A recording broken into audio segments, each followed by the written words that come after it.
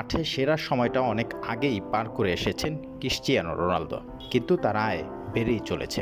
সর্বোচ্চ আয় করা ফুটবলারের তালিকায় এবারও শীর্ষ স্থান ধরে রেখেছেন রোনালদো।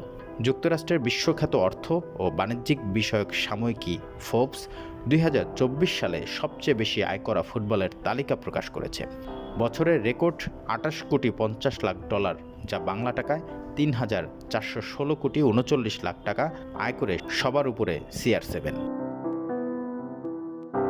কাতার বিশ্বকাপের মধ্যে ক্রিস্টিয়ানো রোনালদোর সঙ্গে তাৎক্ষণিক প্রতিক্রিয়ায় অংশ হিসেবে চুক্তি বাতিল করে ম্যানচেস্টার ইউনাইটেড। ফ্রি এজেন্ট থাকা CR7-এর সঙ্গে 2.5 বছরের জন্য চুক্তি করেছে সৌদি আরবের ক্লাব আল নাসের। ওই চুক্তি অনুযায়ী প্রতি বছর তিনি ক্লাব থেকে $207 মিলিয়ন আয় করবেন, বাংলাদেশের হিসেবে যা প্রায় 2,140,56,00,000 টাকা।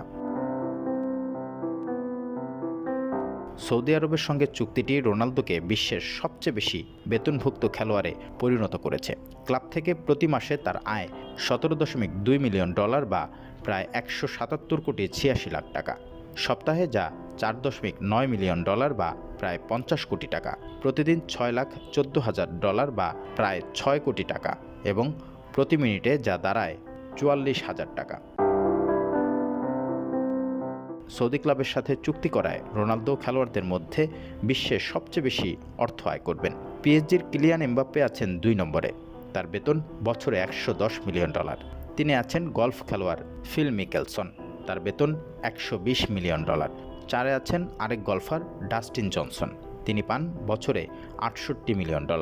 আর বক্সার কেনেলো আলভারেজ পান $73 মিলিয়ন। আরব দেশ কাতারের মতো 2030 ফিফা বিশ্বকাপ আয়োজন করতে চায় পেট্রো ডলারের উপরের ভাষা সৌদি আরব।